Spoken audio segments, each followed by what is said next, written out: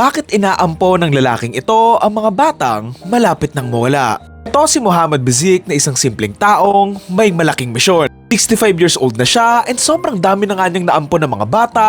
Pero bakit nga ba? Galing sa Libya itong si Muhammad at nagpunta nga siya sa US para mag-aral kung saan dito na nga siya nagkaasawa and tumira. Nagkaroon siya ng anak na may dwarfism at osteogenesis imperfecta kung saan mabilis ngang mabali yung mga buto nito pero napapalaki naman ni Muhammad ng maayos yung anak niya. Taong 1995, nabalitaan ni Muhammad ang mga batang naabandona na karamihan nga ay may mga malalang sakit kaya naman umaksyon nga si Muhammad para tulungan sila. Nag-decide siyang mag-ampo ng mga bata para nga maalagaan at para iparanas nga sa kanila ang pagmamahal nga ng isang magulang. Tuwing may mga bata nga sa ampuna na malapit nang masawi dahil nga sa kanilang mga sakit, inaampun nga ito ni Muhammad para isama nga sa bahay niya at ituring na parang anak na din niya. Naglalaro niya, inaalagaan niya at binibigay niya talaga yung pagmamahal na hindi nga nila nakuha kasi nga maaga silang naabandona eh. Katunayan, mostly nga daw ng mga batang ito, wala pa nga daw mga pangalan nung inampun nga ni Muhammad kaya naman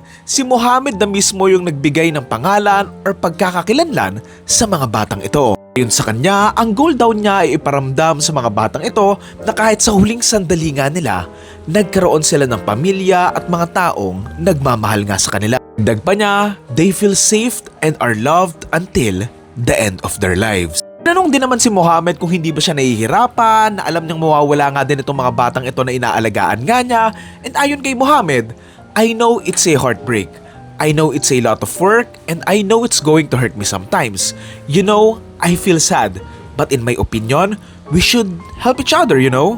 Kabuuan, umabot sa mahigit na 80 na bata ang naalagaan nga ni Muhammad kung saan 10 dito ang binawian ng buhay kasama siya. May mga ilang nakasama nga lang niya ng ilang linggo pero may mga ilan na nakasama nga niya ng ilang taon. Dahil sa mga nagawa niyang kabutihan, binigyan ng mga parangal itong si Muhammad katulad nga ng International Benevolence Award and ginawan pa nga ng documentary ang buhay niya na Guardian of Angels noong 2018. Nakakalungkot lang din dito na diagnosed with stage 2 colon cancer itong si Muhammad pero ang nasa isip pa rin niya yung mga batang inaalagaan nga niya.